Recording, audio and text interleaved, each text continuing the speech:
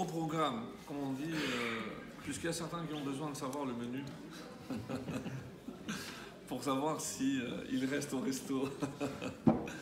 Alors, ça se consomme chaud ou froid, après ça dépend. Voilà, je vais essayer, Bezrat Hashem, de faire un peu le lien entre l'essence du mois de Iyar et la paracha que nous lirons tout seul, puisqu'en Israël, ils sont déjà en avance. Donc c'est la paracha de Kedoshim, puisque eux l'ont lu déjà la semaine dernière, que nous on est en retard, vu que le dernier jour de Pessah, pour nous c'était Yom Tov, eux c'était déjà un Shabbat normal, même s'ils ont partagé le même pain que nous, la matzah. Mais effectivement, donc ils nous ont pas attendu, donc on est en décalage actuellement. Il y aura toujours un décalage?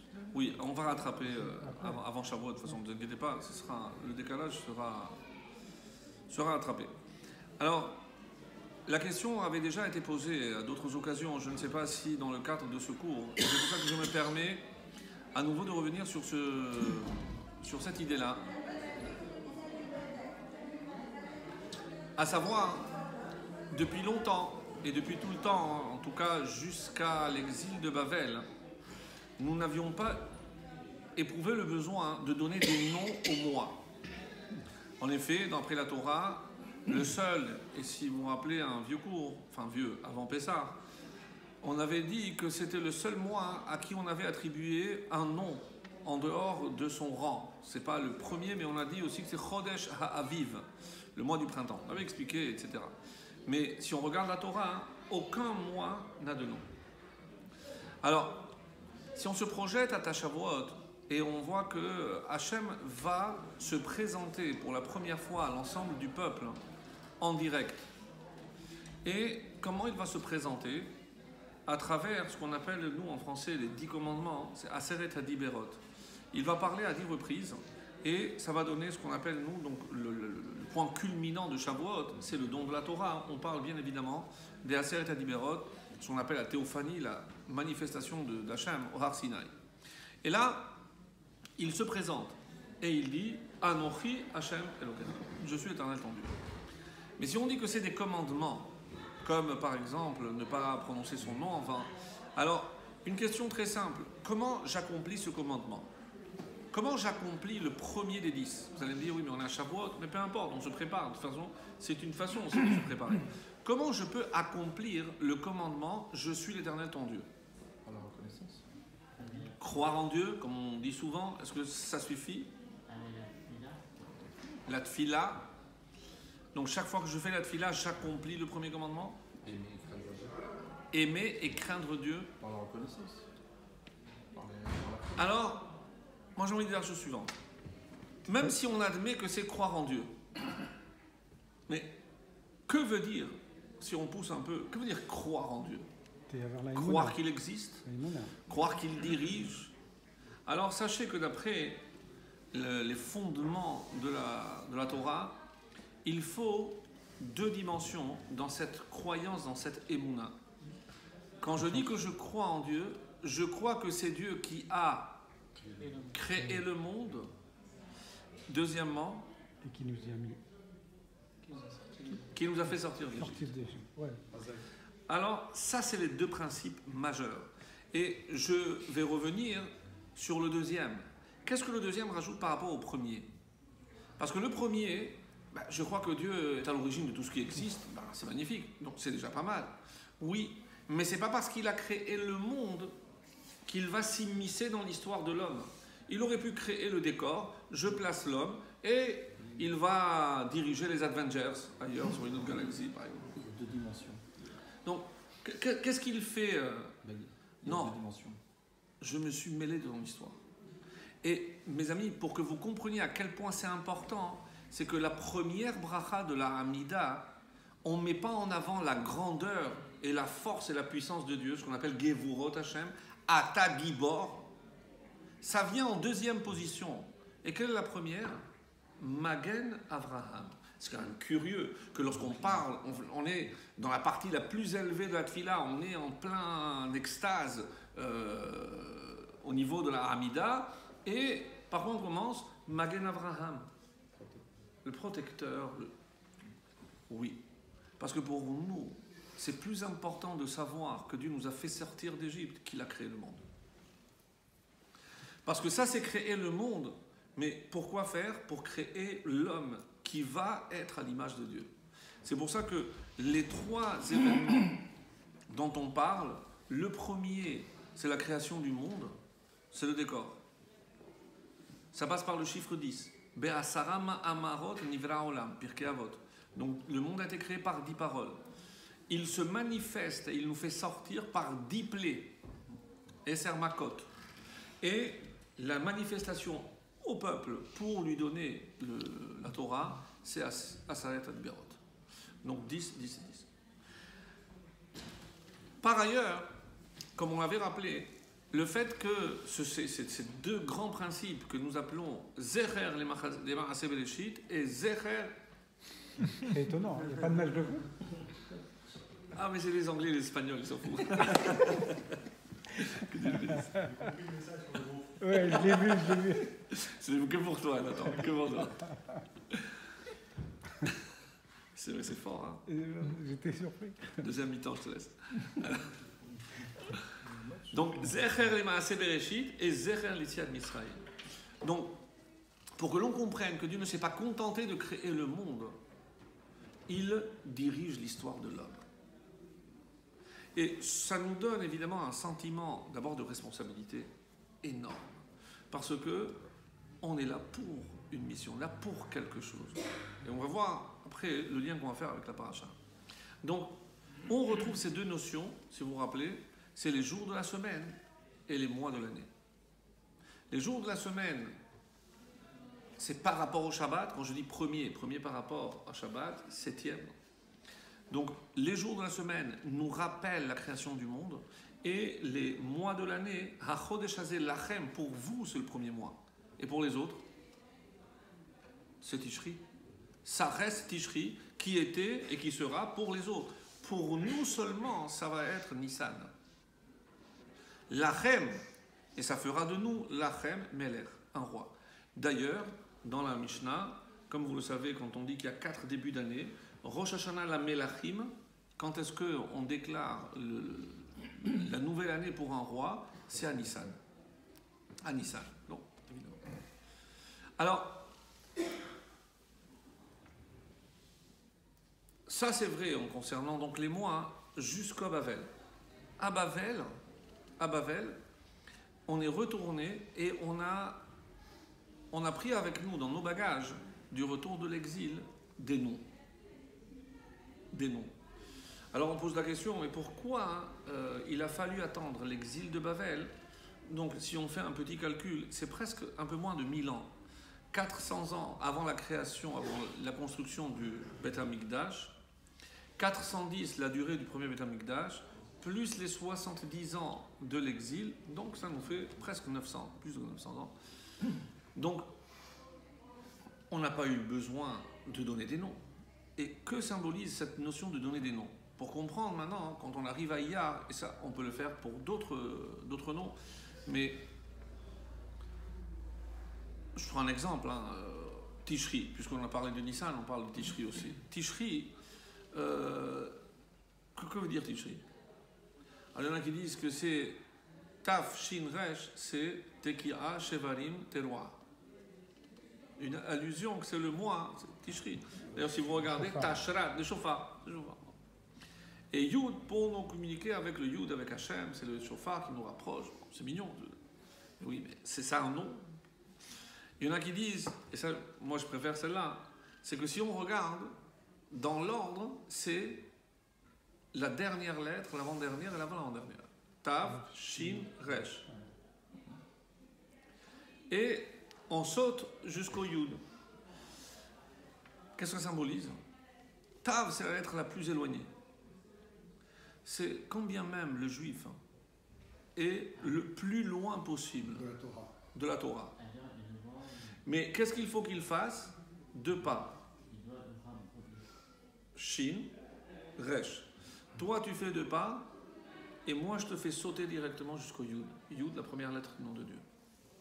C'est une allusion à la Teshuvah. C'est le mois de la Teshuvah. Alors, il y a comme ça, mais tout ce que je peux dire, même si c'est très joli, mais ce sont des allusions. On comprend bien que c'est pas en fonction de ça qu'on a donné des noms. Alors, on a du mal à trouver Elul, là encore, on est dans des initiales. Donc, il n'y a pas véritablement. Alors, première réponse que nos Chachamim proposent et qui est assez étonnante. Ça correspond à des noms. Ça correspond à des noms de nos pères.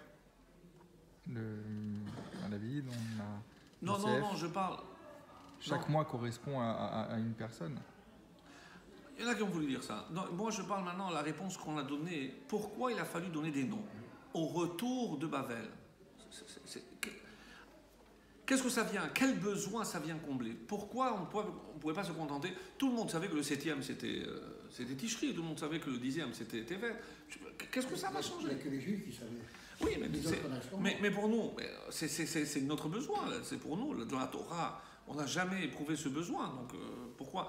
Pour les jours de la semaine, on ne les a pas donné d'autres noms. On ne leur a pas donné d'autres noms, on les a laissés tels quels. Ça n'a pas un lien avec la nomination qu'on donne à la Brit Mila? Bon, peut-être pour la Ça fille. aurait pu, Dans le pays où on vit, Peut-être pour la fille. dans le pays où on vit, le 7e jour, c'est dimanche. C'est pas Shabbat. Non, mais ça, c'est. Donc, Ça, si c'était les jours de la Non. semaine, j'aurais pu comprendre pour se distinguer des autres. Alors écoutez bien. Il y a la première réponse que proposent nos maîtres. Les Chachamim disent, c'est que pour qu'on n'oublie pas l'exil, pour qu'on n'oublie pas l'exil. Qu'est-ce que ça veut dire? De la même façon que vous avez déjà vécu un exil, sachez que cette menace pèse constamment sur vous. C'est pas parce que je vous ai permis de revenir sur la terre que vous vous croyez déjà à l'abri d'autres exils. Donc, en permanence, chaque fois que je dis le nom d'un mois, je dis ah oh, ça c'est Babel. Ah attention.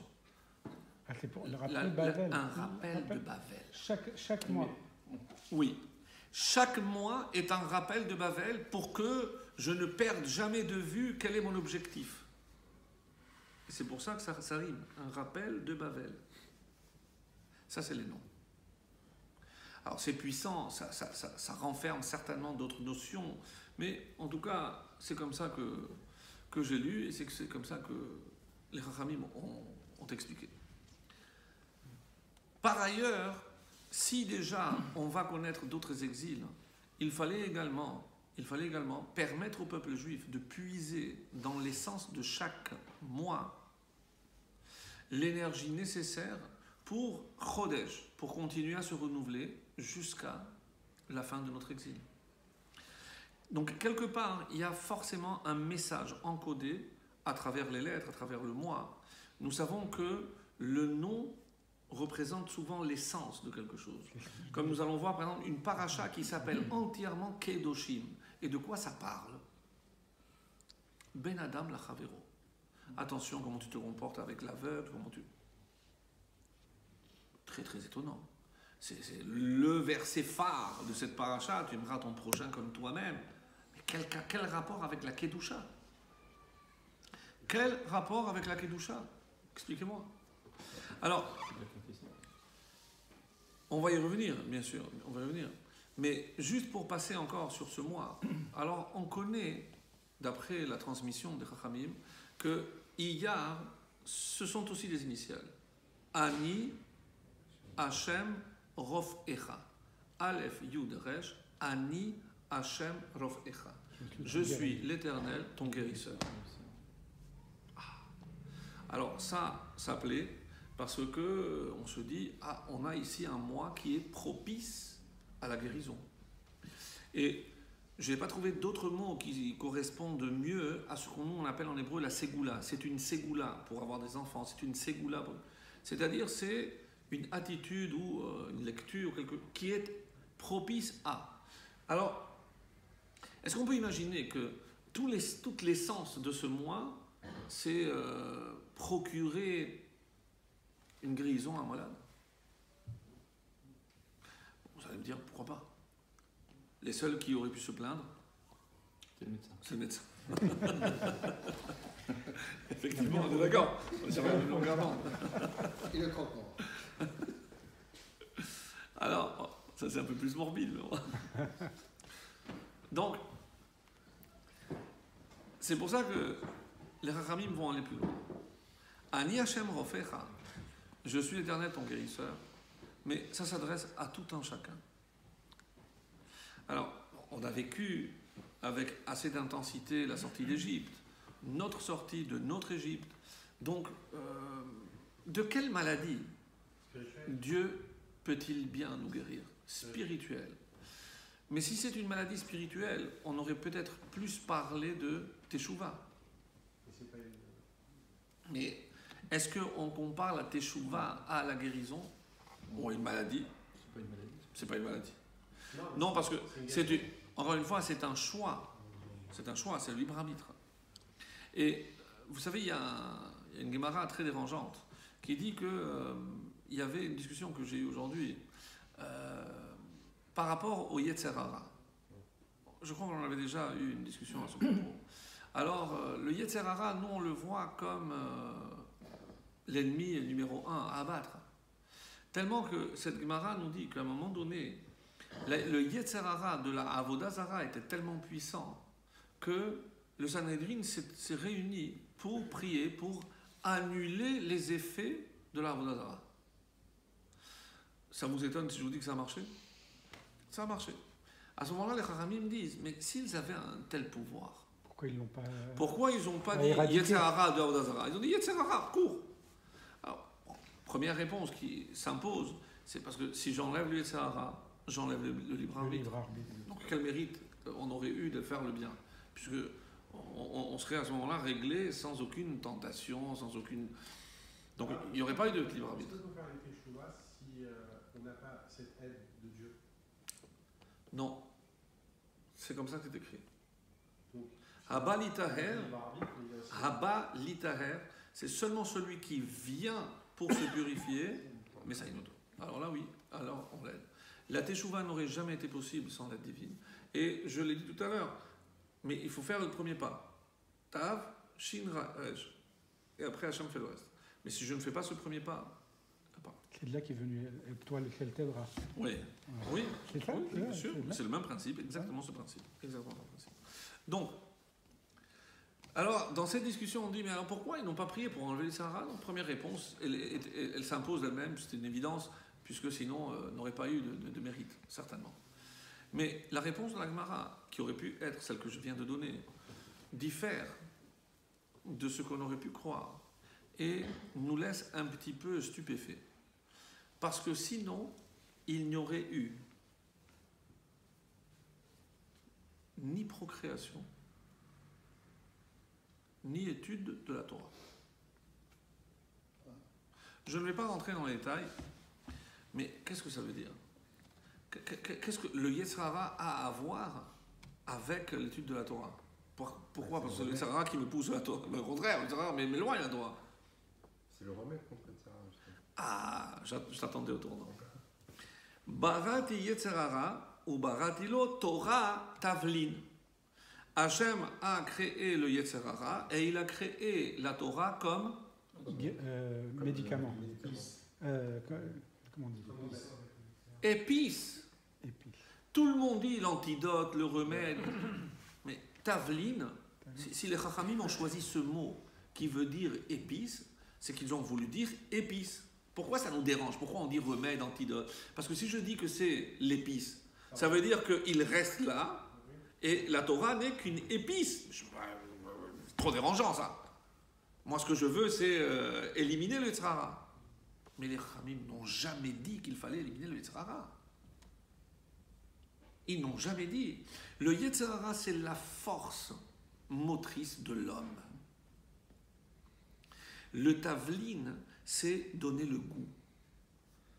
Parce que je peux diriger cette force vers le mal, mais c'est la même force qui me pousse vers le bien. Cette force peut me pousser vers une femme interdite, ou vers ma femme lorsqu'elle m'est interdite, ou cette force peut me pousser vers ma femme pour accomplir la mitzvah de Ona ou de Piria Verivia, procréer et peupler le monde. Mais c'est la même force. Ça va dépendre de quoi alors? De l'épice que je vais mettre. C'est quoi que notre Yetzer Hara, il peut nous pousser à faire des bonnes choses? Bien sûr. C'est notre moteur. C'est ça. C'est une énergie. Comment on dit Les vavecha, que dit Rashi, shene yetzarecha, tes deux tendances. Mais je ne peux pas utiliser le yetzara pour faire servir Dieu. Mais c'est exactement ce que je suis en train de dire. Oui, tu peux. Non, pas tellement, tu dois. Et l'étude de la Torah, après c'est plus profond, c'est parce qu'on dit que c'est là où on met le nœud dalet derrière. En français, comment on l'appelle l'endroit? L'hippocampe. Non, Le petit cervelet là, l'hypophyse, comment on appelle ça? non, l'hypophyse c'est là. C'est le C'est devant. Derrière, comment on l'appelle? l'occiput. Occiput. C'est l'os et le Alors, oui, c'est ce qui est juste derrière, exactement. C'est ça. Et c'est une glande qui produit, c'est celle-là, on parle de la même? Ah, pas de la glande. Non. Pas une glande, Ah, non, c'est un os. ah, je parle de la glande, alors c'est pas ça. D'accord. Moi, je parle de la glande. Je pense que c'est ça. C'est, hein? C'est pas ça. En mémoire. Peu importe. C'est l'endroit, cet endroit-là. C'est ce qui génère précisément ce dont l'homme a besoin, aussi bien pour aller avec sa femme que pour étudier la Torah. Parce que il faut un désir pour étudier la Torah. Et mémoire. Le désir des désirs. C'est encore une fois, ce désir, je peux le diriger, l'orienter vers une carrière scientifique, mais je peux aussi la diriger vers la Torah. C'est-à-dire ceux qui ont cette force, et il faut une force motrice, c'est ce qu'on disait tout à l'heure. Donc cette force motrice, la Torah l'appelle le Yetzer Hara. Le Yetzer Hara. Donc c'est très très fort. Mais rappelez-vous toujours que la Torah orale parle de tavline, parle de épices. Ça veut dire que mon but, c'est pas du tout d'extirper, pas du tout. Pas du tout. Bref, donc je vais faire la parenthèse. Alors, lorsque on voit donc Ani Hashem Rofecha, il s'agit d'une maladie qui malheureusement sévit depuis 2000 ans. Quelle est-elle?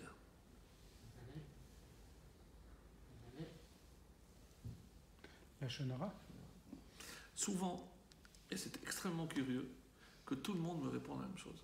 Mais parce que. Et pourquoi vous pensez que la Shonara est une maladie? C'est une parce faute. C'est une faute. C'est une faute, mais si on s'abstient de se taire, de parler, on l'évite. Il y a marqué Lot égalé à Hervat Davar. Oui, je ne dois pas dévoiler dans la série des nudités. Et les Chachamim disent ne dis pas Davar, à Hervat Dibour, la parole. C'est-à-dire que c'est une faute par rapport à l'utilisation que je vais faire de la parole. Et qu'est-ce que c'est la parole? Nivulpe, être grossier. Être grossier est assimilé par la Torah comme une forme de débauche sexuelle. Ça va loin. Ça va loin. Ça va très loin. Alors, par rapport donc à Iyar, à quelle maladie je fais référence? C'est pour les malades ici et pour les médecins ici présents. Nous savons très bien que pour diagnostiquer une maladie, il faut évidemment les symptômes. Quelqu'un qui ne sait pas reconnaître les symptômes ne sait même pas qu'il est malade. Et je commencerai par là. La pire des maladies, c'est ne pas savoir qu'on est malade. Pourquoi? Parce qu'on ne cherchera pas à se soigner. Donc, quelle est cette maladie dont on ignore les effets néfastes à tel point qu'on ne la considère même pas comme une maladie? L'orgueil. Non, c'est beaucoup plus simple que ça. Je vous ai donné un indice en disant que ça fait 2000 ans qu'on en souffre. La faute. Le vol? Non, pas du tout. 2000 ans. L'assimilation. L'assimilation en est la conséquence. L'exil, mes amis. L'exil. Mais c'est pas considéré comme une maladie. Si que, oh que si. Non, Laisse-moi c'est une conséquence. avancer. C'est une conséquence. Non, l'assimilation est une conséquence. C'est-à-dire, je remonte il y a 1950 ans, c'est un 9 av de l'an 68 de notre ère, destruction du temple, qui s'est suivie malheureusement par la dispersion des Juifs qui habitaient en Israël. Cet exil, lorsqu'on a été éradiqué de notre terre, alors que tous les Juifs étaient concentrés sur la terre d'Israël, ça n'existait pas des Juifs ailleurs. Oui, mais J'y arrive. Qu'est-ce qui s'est passé? Les Juifs ont été disséminés aux quatre coins du monde. On a été malmenés, pourchassés, chassés, massacrés, persécutés. On est d'accord? oui. Maintenant, apparemment, ça s'est calmé. Mais donc, qu'est-ce qu'on se dit? Qu'on est bien. Qu'est-ce que ça veut dire on est bien? Je ne me sens pas malade. On est bien, on a notre synagogue, on a un très bon rabbin. On a notre communauté, on a une école, une super école, on a des bons shiurim de Torah. Je vais très bien, on a yeshivot. On est l'État d'Israël, on est en exil, et c'était une situation qu'on ne pouvait pas changer. Tu vas plus vite que la chanson. C'est ça, c'est pour ça que j'ai du mal. Laisse-moi avancer à mon rythme Voilà. maintenant. Et tu verras. Donc, ce que je suis en train de dire, d'abord pour diagnostiquer les symptômes, on ne se sent pas en exil.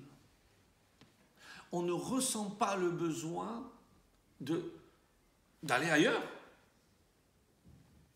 Mais il y a deux générations, une au fois, plus. Une fois par an. Une fois par an, ouais. Il y a deux générations. Mais tous nos pères, nos ancêtres, nos grands-parents, ils ont dû aussi s'arracher d'Algérie, de Tunisie, du Maroc. Nous n'avons connu que cela, donc on ne ressent pas le besoin. Et si aujourd'hui on dit à un Tunisien où tu aimerais aller, je ne sais pas s'il dira en Tunisie ou au Maroc, je ne sais pas. Mais ouvrir maintenant des yeshivot au Maroc et autres, avec le plus grand respect que je dois à tout le monde, mais c'est une aberration. Vous êtes plus dur que moi, mais pour moi c'est une aberration. Qui mitillonne Tetze Torah. La seule Torah, et c'est écrit, elle ne peut sortir que de Tzion. C'est-à-dire si on va aller chercher la vraie Torah, ça. Oui, c'est pour ça que je fais allusion à ça. C'est ça. Je fais allusion à ça. Vous allez me dire, ouais, mais c'est pas pire que maintenant, ici, on est en train de dépenser ici en France, dans le 17e, ici, ailleurs, maintenant des millions pour des centres, pour des... Oui, parce qu'il y a une on s'installe. Oui, c'est parce qu'il y a une sorte de concentration. On s'installe. Le jour où il y a un donc, on existe. On n'est pas malade. On n'est pas malade. Ça, c'est le vrai problème.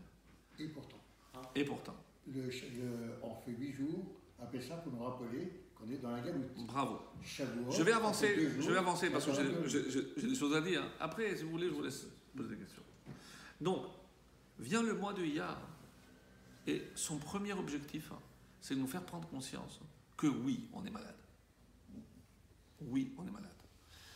À titre, et c'est...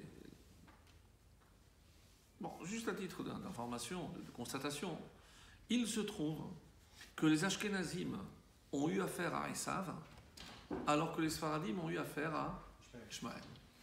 Constatation, c'est curieux. Comme si chacun devait faire son propre tikkun. Chacun doit s'en faire tikkun.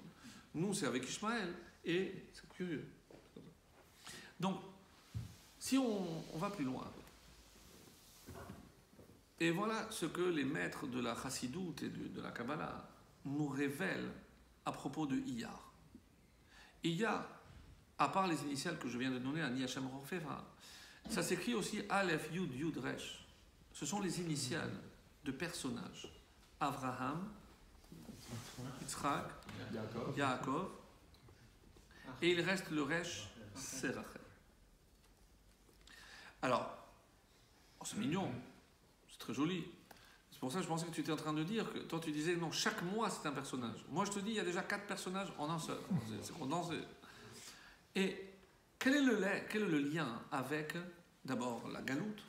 Bon, Le seul lien à la vérité, c'est Rachel. Parce que, bravo, Rachel mevaka al banea, elle pleure sur ses enfants, comme dit le prophète. Mais quand on dit qu'elle pleure sur ses enfants, nous on se dit, elle pleure parce qu'elle désire ardemment que ses enfants reviennent. Mais elle pleure plus sur les enfants qui ne reviennent plus. Qui ne reviennent plus. Ça la peine de Rachel. Parce que le premier exil, il a fini. Donc et comment je le sais? Parce que quelle est la tribu qui est revenue après l'exil de Babel? Yehuda. Et Yehuda, ce sont ses enfants, elle? Non. C'est de Léa. Donc, comment le texte dit qu'elle pleure sur ses enfants? Bon, vous pouvez dire qu'elle les considère comme ses enfants. Il y avait peut-être aussi Binyamin qui est... Non. Elle pleure pour les 10 tribus perdues, pour Yosef. Elle pleure pour tous ses enfants. Alors, ça c'est Rachel. Mais si on doit parler de Abraham, Isaac et Jacob, ce qui est intéressant, c'est de remarquer que pourquoi ils se trouvent dans cet ordre et qu'est-ce qu'ils représentent par rapport à l'exil. Parce que en exil, nous aurons à affronter, vous savez comment on appelle les forces du mal, c'est les kélipotes. Les kélipotes. La klipa, pourquoi la klipa? C'est la force, c'est l'écorce, et l'écorce qui empêche d'accéder aux fruits, généralement. Donc, il y a des écorces qui protègent des écorces. Et Abraham nous aide à lutter contre quelle klipa? Contre celle d'Ishmaël. Yitzhak, celle de Esav. Et Yaakov, oh ben, ça y est, on dit Yitzhak. Et le reste. Alors, ouvrez grand les oreilles. On a déjà vu ça? Erev Rav. Jacob, le Erev Rav. Yaakov, c'est la force du Erev Rav. Et attention à ce qu'on va dire, parce que qu'est-ce que ça veut dire que Abraham, c'est la clipa de Ishmaël? Que représente Ishmaël? Alors, je n'ai certainement pas la prétention de résumer tout l'islam en une phrase, et encore moins le Coran, mais qu'est-ce que c'est l'islam? La domination du fort sur le faible. Et ils veulent qu'il y ait toujours un faible pour pouvoir le dominer. La notion de dhimmi, bien connue des expatriés des pays d'Arabes. Ben bien sûr, c'est exactement ça. C'est-à-dire ce besoin de dominer le faible, ça c'est Ishmaël. Il y a Esav, c'est l'inverse. C'est le culte du faible. C'est le culte du faible. La victimisation. On cherche le faible et c'est celui qu'on va défendre. Peu importe s'il a raison ou pas. Peu importe les moyens. On regarde le faible. C'est méchant ce que je vais dire, mais je donne un exemple flagrant.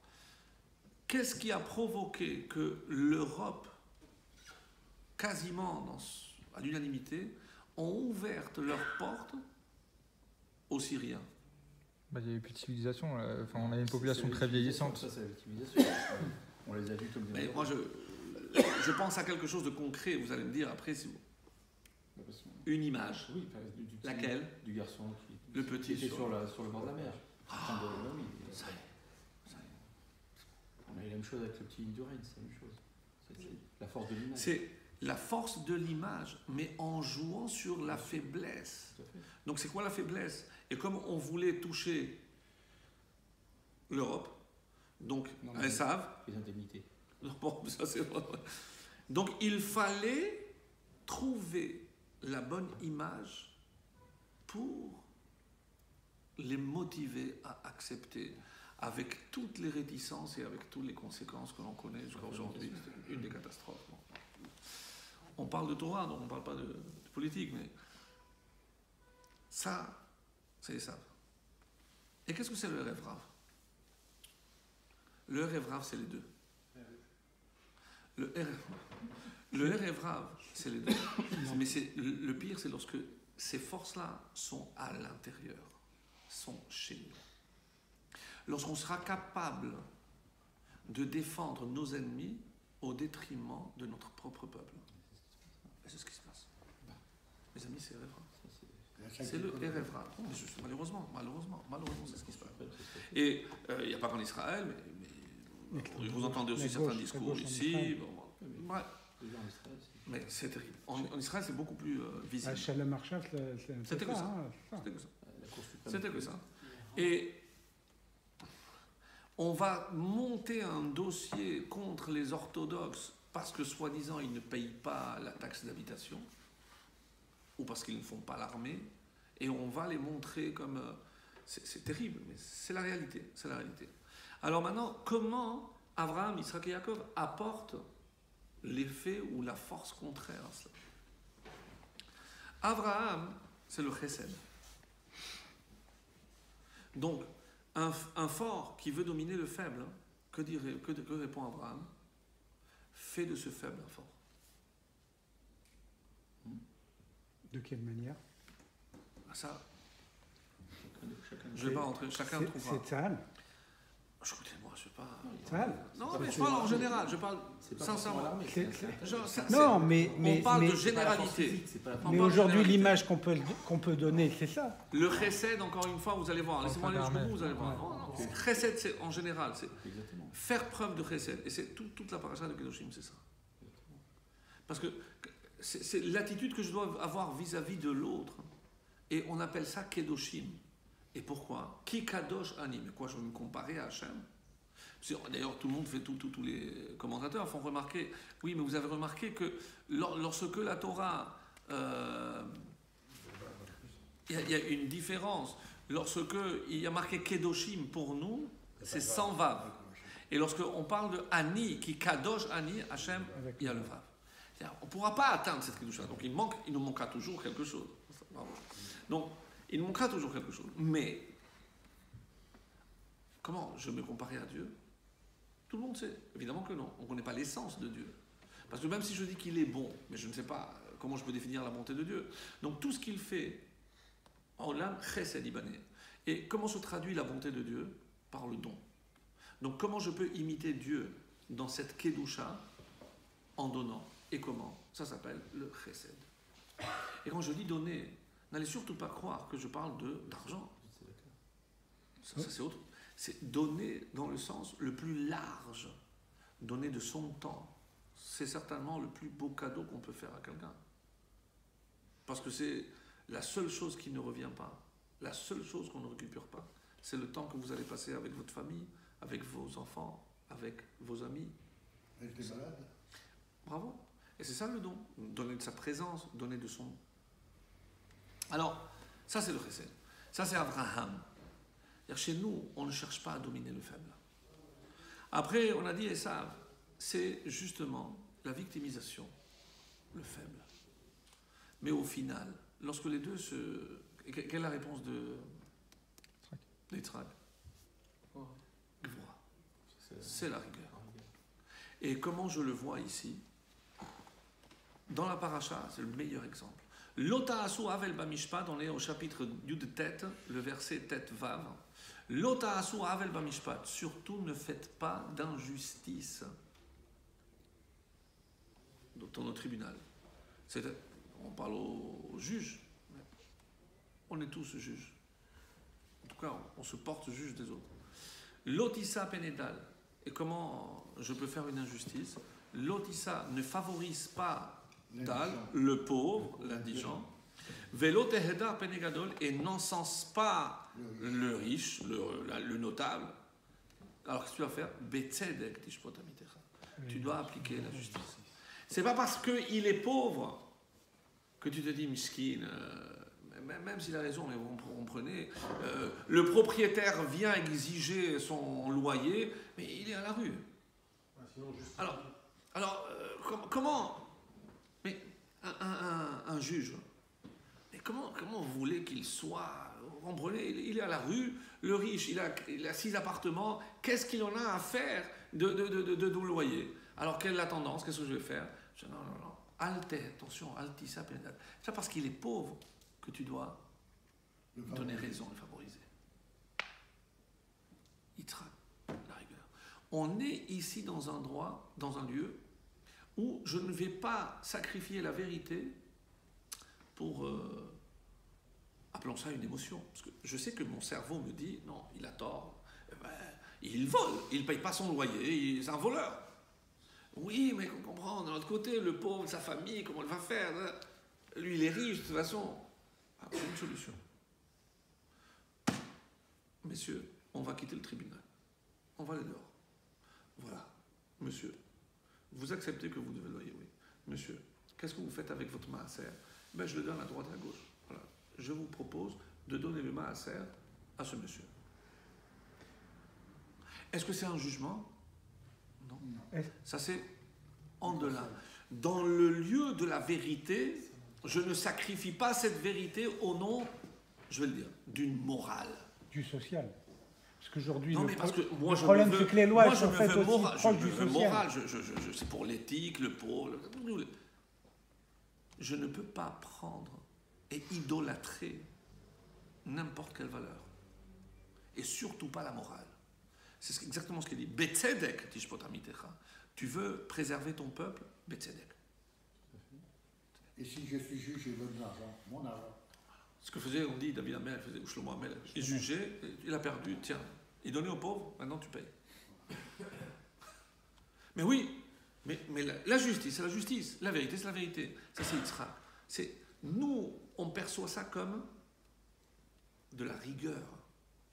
Et quelqu'un qui peut paraître rigoureux, on dit, il est sans cœur. Mais ici, le cœur n'a rien à faire. C'est pour ça que c'est difficile. La morale, c'est une chose, la vérité et l'équité et la justice, c'en est une autre. Je ne peux pas, ça ne peut pas marcher ensemble. Ça ne peut pas marcher ensemble. Et on nous met en garde. Quel rapport avec Kedoshim? Parce que c'est ça la Kedusha. La Kedusha ne croit pas que la Kedusha, c'est l'abstinence, parce que pas du tout. Pas du tout. Qui est appelé Kadosh dans la Torah? Le Nazir. Et de quoi il s'abstient? De boire que du vin. S'abstenir du vin fait de lui quelqu'un de Kadosh. Et les cheveux. Bravo. Nous, on est en plein Romain, donc on est tous Nazirs. Pendant un mois. Parce qu'il avait tendance à boire, puisque... Pas du tout. Pas du tout. C'est-à-dire comment, et c'est ça, Bamutar lach, c'est comment je peux atteindre la Kedusha à travers ce qui t'est permis. Quand je vais me priver, et la Torah l'appelle Kadosh. C'est incroyable. Alors, le Erev Rav, c'est lorsque malheureusement, et la cause, qu'est-ce qui a pu générer une telle attitude? Eh bien, c'est les 2000 ans d'exil. Parce que quand on dit qu'on est venu d'exil de Babel avec les noms, c'est-à-dire, attention à ce que vous ramenez de l'exil. Parce que chacun est venu de l'exil. Et c'est un miracle que Israël puisse tenir en sachant qu'il y a plus de 100 pays représentés en Israël. 100 pays. 100 pays, 100 mentalités différentes, 100 langues différentes, 100 civilisations, 100 cultures. Et comment on peut arriver à faire de tout ça un patchwork qui donne quelque chose d'uniforme? Ça tient du miracle. Ça tient du miracle. Mais de la même façon qu'on a apporté, on a apporté aussi nos défauts. Il y a eu la transmission aussi. Bien sûr, c'est clair. Mais ce que je veux dire par là, c'est que comment un juif peut être amené à penser plus comme la Torah nous demande de le faire. Parce que, et c'est là ce que tu disais, l'assimilation. Mais ça, c'est une des conséquences. Une des conséquences. Mais il y en a d'autres. Une et d'autres. Donc, Abraham, Isaac et Jacob représentent ici la façon de lutter contre tous nos ennemis extérieurs. Arrive Rachel. Et elle, qu'est-ce qu'elle représente? Ce qu'on pourrait appeler le ciment.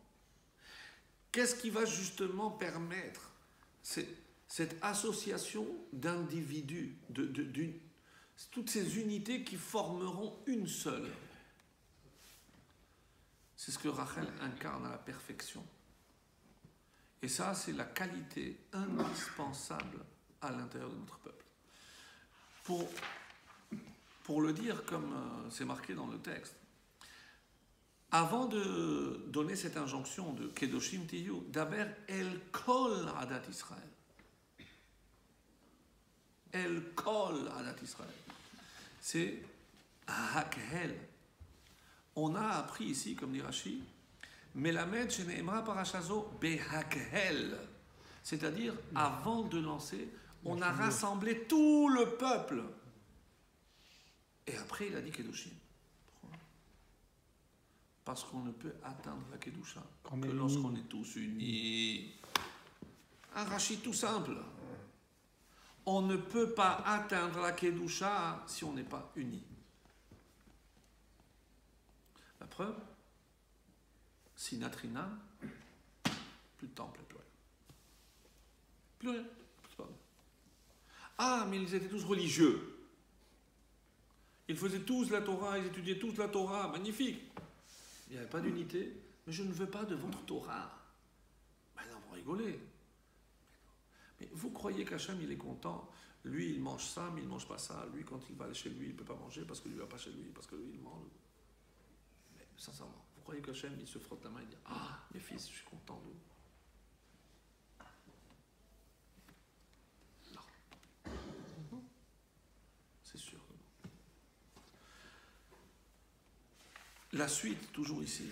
Alors comment on peut cibler la mida de Rachel alors? Comment vous l'avez traduite? Si je pousse un peu, donc ici l'unité. Mais qu'est-ce qu'il faut pour atteindre l'unité? Cohésion. Une cohésion. Et comment, si on doit tous être un, c'est-à-dire on doit tous rentrer là-dedans, comment on peut faire? La langue. C'est la conclusion.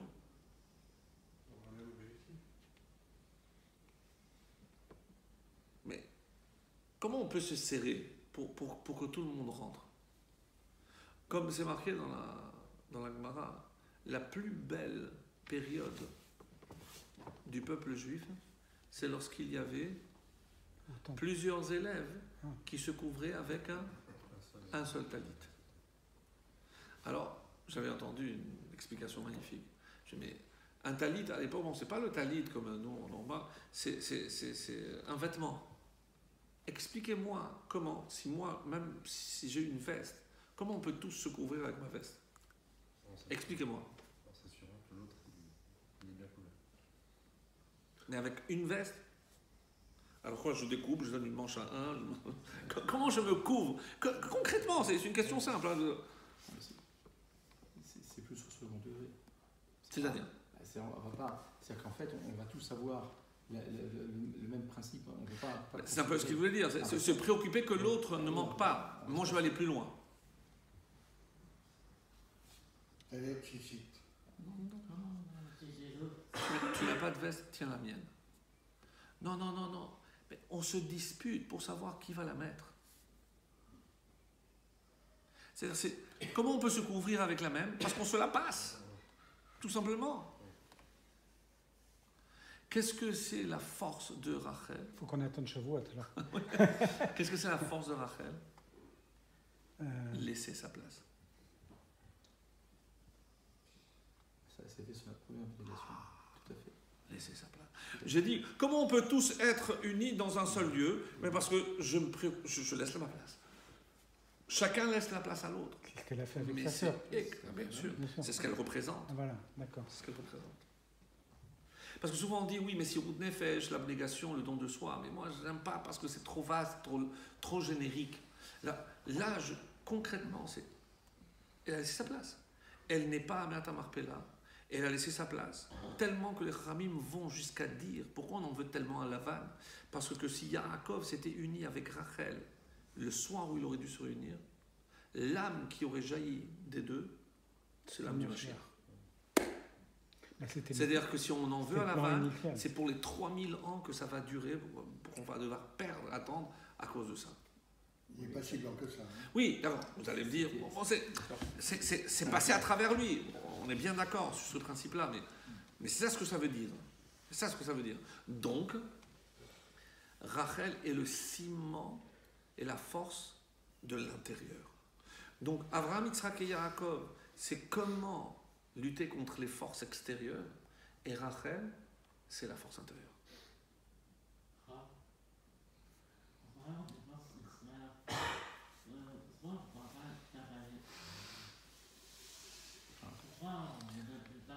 Amalek, de toutes les façons, il ne faut pas oublier, c'est le petit-fils de Esav.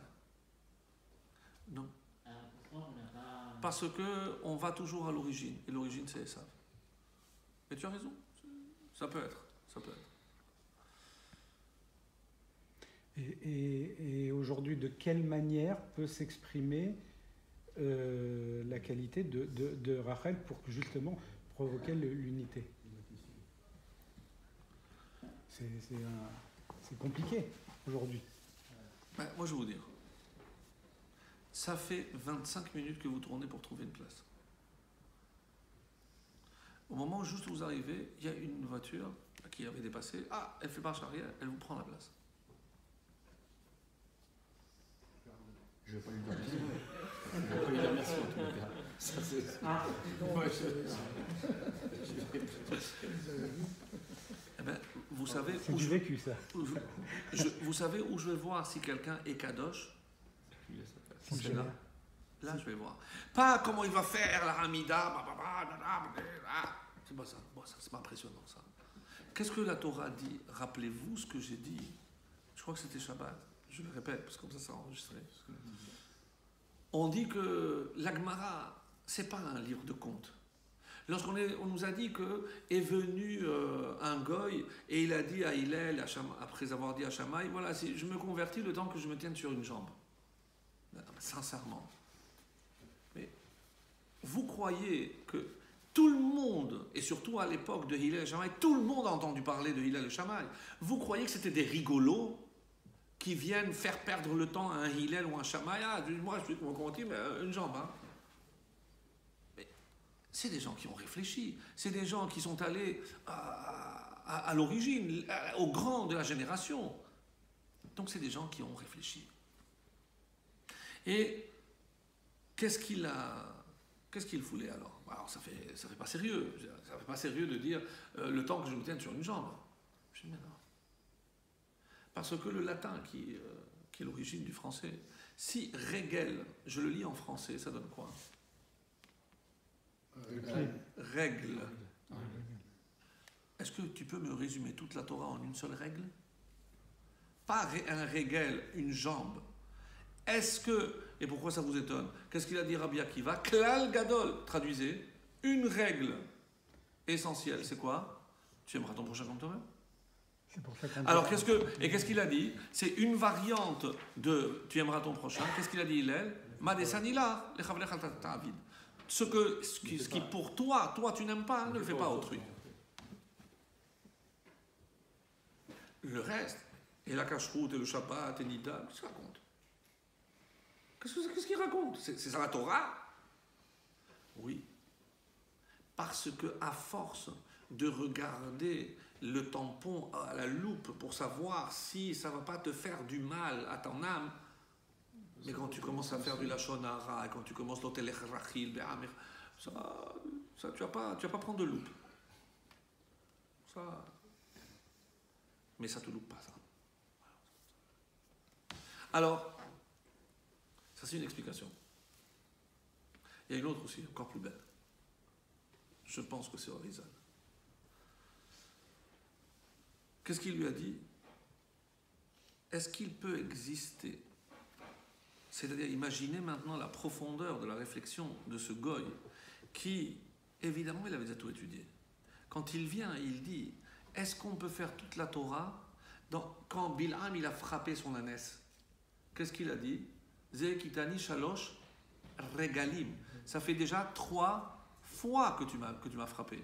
Donc, regal, qu'est-ce que ça veut dire? Une fois. Donc, est-ce qu'on peut faire toute la Torah en une fois? Qu'est-ce que ça veut dire en une fois? Un temps prochain, on peut En une vie. En une vie. Sans avoir à revenir pour terminer. Quoi, le goy, il a demandé ça? Donc, c'est pas un goy rigolo. C'est un goy qui a réfléchi et qui voulait savoir si c'était faisable. Et alors, maintenant, lorsque j'entends la réponse, ça me fait dresser les cheveux sur la tête. Ça veut dire qu'il ne lui a pas dit Shabbat, il ne lui a pas dit la cacheroute. Qu'est-ce qu'il lui a dit? Si je veux avoir la garantie que j'accomplis ma mission en une fois sur terre, ne fais jamais à autrui ce que tu ne veux pas qu'on te fasse. Wow. C'est ça la Torah.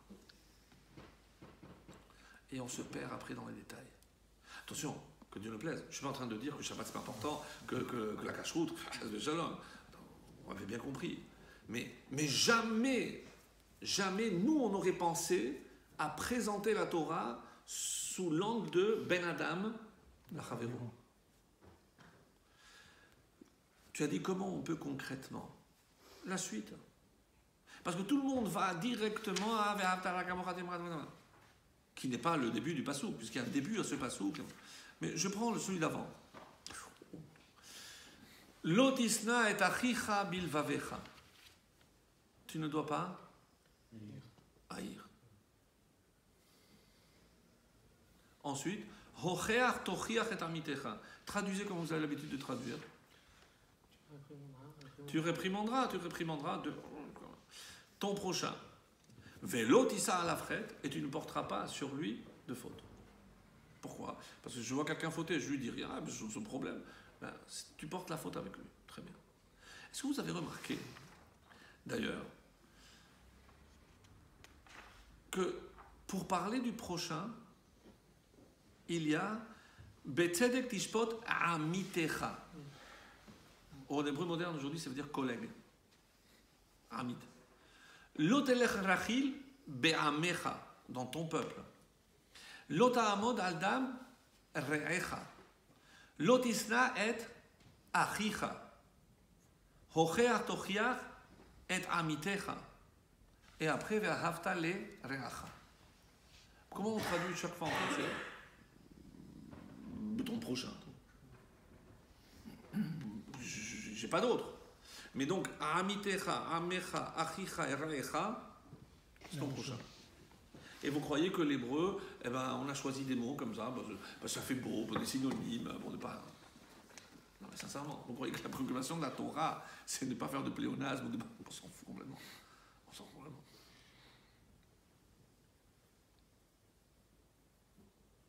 La Torah n'aime pas les qualificatifs. La Torah est avare en qualificatifs. Et j'avais donné cet exemple. Moi, j'adore. C'est pour ça que je le dis, parce que comme ça sera enregistré, c'était Shabbat. Alors, ça m'a fait du mal. La Torah, elle est avare en qualificatif. Vous le savez, ça. C'est-à-dire que si elle va dire, ou elle doit dire quelque chose sur quelqu'un, c'est que vraiment... Sur Moshe Rabbeinu, par exemple, qu'est-ce que la Torah dira comme seul qualificatif? Humble. Et il faudra attendre la fin de la Torah, la fin de Bamidbar, parce que donc c'était la fin de la 40e année, c'est la fin de son travail, à la fin de sa vie. Quel est le seul personnage qui a mérité le titre de tzaddik? Bravo. On dit Yosef tzaddik, mais pas dans la Torah. Pas Noir. Noir Ish tzaddik. Ish, c'est déjà important. Tzaddik, c'est injuste. Tamim, alors que Yaakov c'est Ishtam, lui c'est Tamim, encore beaucoup plus.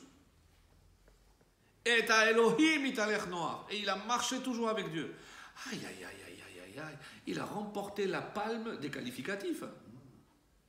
Et la douche froide, non. Dans sa génération. Mais sa génération, hein, elle ne va surtout pas croire que c'est un vrai tzaddik. Hein. Ça casse tout. Pourquoi? Alors qu'on sait que la Torah, elle est tellement avare. C'est ce que vous aviez expliqué. Alors, je l'ai dit Shabbat ou pas? Oui, oui. Ah, Vous l'avez la semaine dernière. La semaine dernière. Enfin, moi, j'ai retenu. Ah, c'est mardi? Oui, c'est mardi. Je ne sais plus quand Ah, est-ce que vous l'avez dit, mais j'ai C'est retenu. pour ça que vous trouvez. Ah, C'est pour donner de la force. voilà. Super. Ah, je l'avais dit. Ouais, c'est pour ça. J'ai oublié. Attends, j'ai tellement parlé. Bon, machin. Bon, comme ça nous fait une révision. Ça nous fait une bonne révision. Ce n'était que pour l'encourager. C'est-à-dire, il faut dire de là, c'est que chaque mot dans la Torah a un poids, une importance extrême. Donc ici, quand on veut parler de ton frère, c'est vraiment ton frère. Il y a un problème au niveau de la morale et de l'éthique. C'est lorsque je dépasse trop, je peux arriver à exactement l'inverse de ce que la Torah veut. Par exemple, et ça c'est l'exemple type, parmi les incestes, le pire que la Torah désigne, c'est le frère et la sœur. Comment la Torah appelle l'inceste du frère et la sœur? Chesed. Tellement que quand vous regardez, c'est une erreur, ça. Mais chesed, c'est une bonté. Comment je peux qualifier la relation incestueuse du frère et de la sœur par le mot chesed? Là, tous les voyants rouges s'allument. Qu'est-ce que la Torah veut de moi, là? Attention à l'excès. Parce que si tu idolâtres une valeur, regarde, c'est l'excès jusqu'où ça peut amener. Ça, c'est ce qu'on appelle le chesed.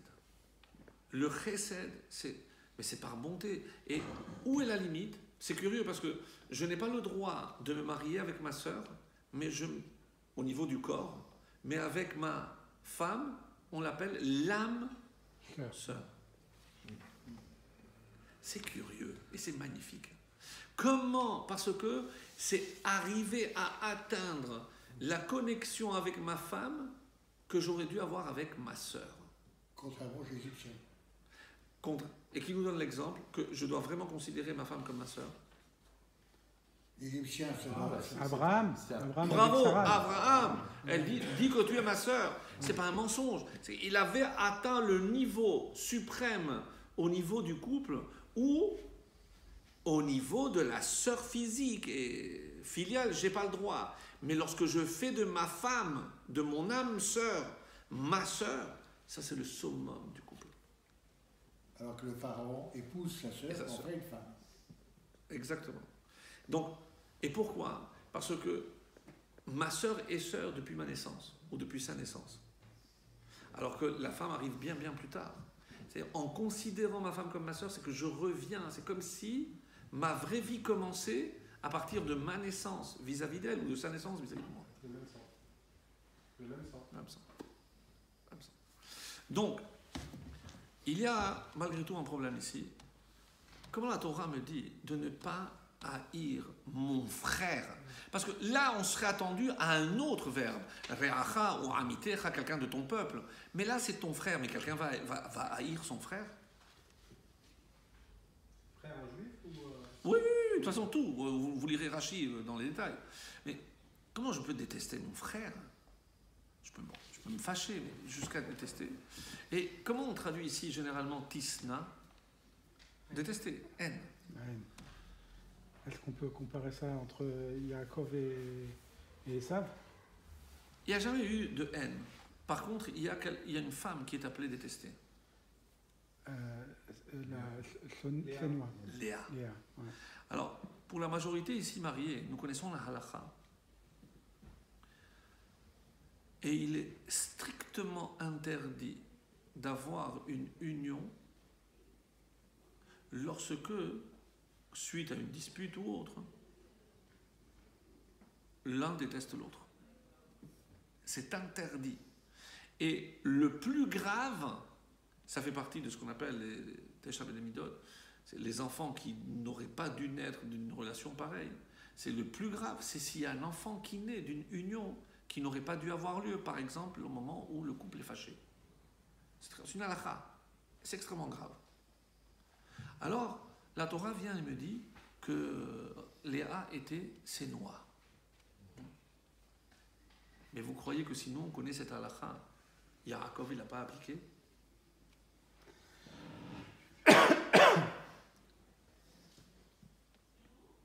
Est-ce que c'est possible? Non, c'est pas possible. Alors, comment on traduit alors sénois? Comment on traduit tisna? Oui. Avoir quelque chose contre. Et si je dois placer un curseur entre j'ai quelque chose contre lui jusqu'à, si je pousse le curseur jusqu'à 10, ça c'est la haine absolue. Mais il est évident que dans le langage de la Torah, ça dépendra de ce que je fais rentrer dans. Et pourquoi il en voulait à Léa, au passage? Qu'est-ce qu'il en voulait? D'avoir pris la place de Rachel? Mais c'est Rachel qui l'a laissé. De ne pas lui avoir dit.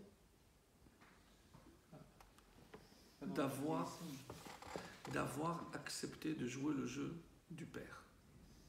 Comment tu as accepté, parce que ton père t'envoie, de prendre la place de ta sœur?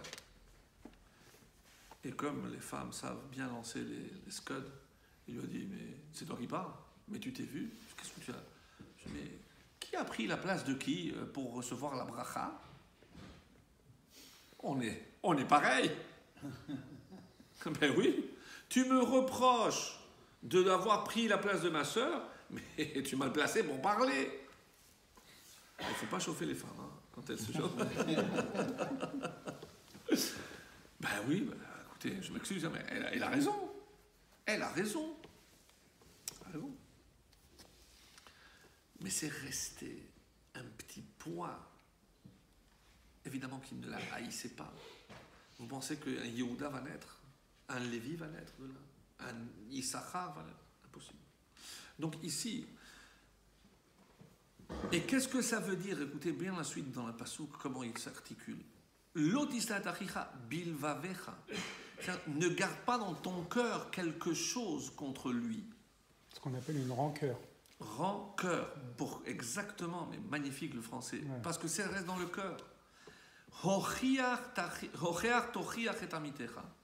Alors nous on traduit, va le réprimander. Hochacha, c'est quoi? C'est une preuve. C'est une preuve. C'est-à-dire, avant de tirer des conclusions, va voir et la preuve de ce que tu avances. Autrement dit, mes amis, on se fait souvent des films. On voit, on l'interprète, on juge, on condamne. Qu'est-ce qui a manqué? Le dialogue. C'est quelqu'un de ton peuple. Donc tu dois considérer, et si tu ne le fais pas, c'est pas toi que tu mets en danger, c'est pas lui que tu mets en danger. Amitecha, tu mets en danger ton peuple. Avoir une rancœur qui peut dégénérer en haine, c'est la mise en danger du peuple en entier. Parce qu'après, ça va faire des clivages, Ashkenaz, Séfarad. Vous vous rendez compte? Il voulait faire le Hallel avec Bracha, Tzmaout. Crime, attention, c'est Hayav Karet. On arrive à des aberrations. Mais il veut faire le Hallel, qu'il fasse le Hallel. Tu veux faire le Tahanonim, mais fais Tahanonim. Mais moi, je te respecte, tu me respectes. Aujourd'hui, on s'est perdu dans les détails pour savoir si, est-ce que pour Atzmaout, est-ce qu'il faut faire, c'est à sourd, je peux écouter la musique, je peux écouter, vous vous rendez compte, il écoute la musique.